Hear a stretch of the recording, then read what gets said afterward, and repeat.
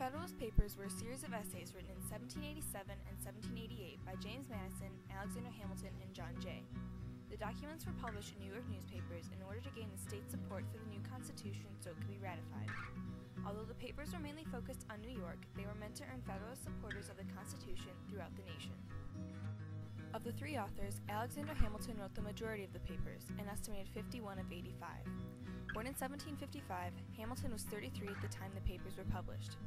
He was the illegitimate son of James Hamilton and attended King's College in New York around 1773. In 1775 and 1776, Hamilton fought in battles around New York City and was appointed as a lieutenant colonel in the Continental Army in 1777. He was elected to the Continental Congress in 1782 and served as a New York delegate in the Constitutional Convention in 1787. Hamilton found inspiration in Enlightenment thinker John Locke and was in favor of essentially getting rid of the states and electing a president for life. The second contributor of the Federalist Papers, James Madison, was born in 1751, age 36 when the papers were published. He wrote approximately 29 essays of the total 85 Federalist Papers. After spending his childhood on a plantation in Virginia, Madison attended the College of New Jersey at Princeton, graduating in 1771. He was greatly influenced by Enlightenment thinkers such as Locke and Voltaire. In 1774, Madison served on the Orange County Committee of Safety. Later, in 1776, he was part of a Virginia committee that voted for independence, and then in 1778 served on the Council of State under Governors Patrick Henry and Thomas Jefferson. The third and final author of the Federalist Papers is John Jay, who wrote an estimated 5 papers. He was born in 1745 and was 42 when the papers were published. Jay was a descendant of French Huguenots and, like Hamilton, attended King's College in New York. He served in both the First and Second Continental Congress in 1774 and 1775 respectively. In 1777, Jay was appointed Chief Justice of the New York Supreme Court. Later, he worked with John Adams and Benjamin Franklin to negotiate the Peace of Paris Treaty that ended the Revolutionary War in 1783.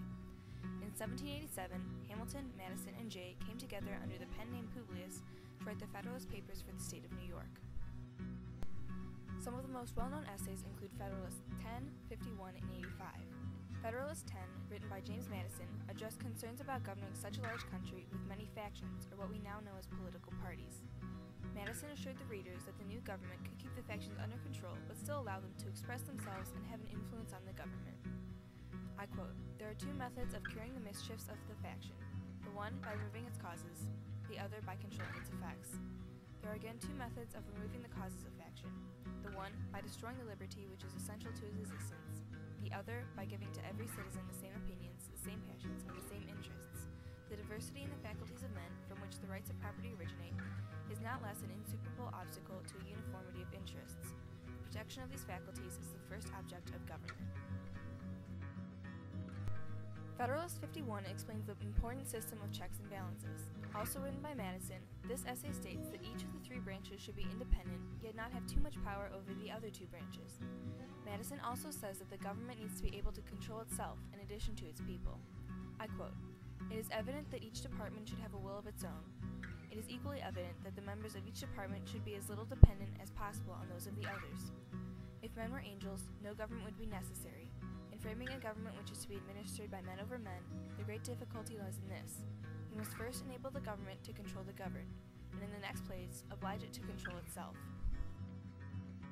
Federalist 85 is the last of the Federalist Papers, written by Alexander Hamilton. Hamilton states that the proposed government is similar to that already in place in New York, which the people are happy with. He also says that though the plan is not perfect, it should not be perfect. I quote, "Nor indeed can there be a better proof of the insincerity and affectation of some of the zealous adversaries of the plan of the convention among us, who profess to be the devoted admirers of the government under which they live, than the fury with which they have attacked that plan, for matters in regard to which our own Constitution is equally or perhaps more vulnerable.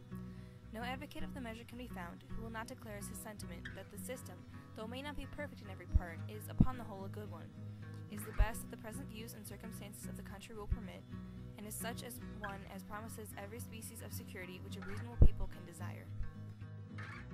But why are the Federalist Papers still so important today? Besides just persuading the people of New York to ratify the Constitution, it assured the rest of the country in their decision.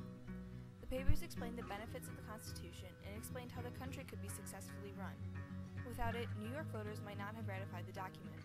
Also, the Federalist Papers are considered by some to be the most successful public relations campaign of all time. It has been over 220 years since their publication, but these essays are still being used in higher education and judicial situations in order to interpret constitutional laws. Due to their great influence, the Federalist Papers have left an indelible mark on our government today.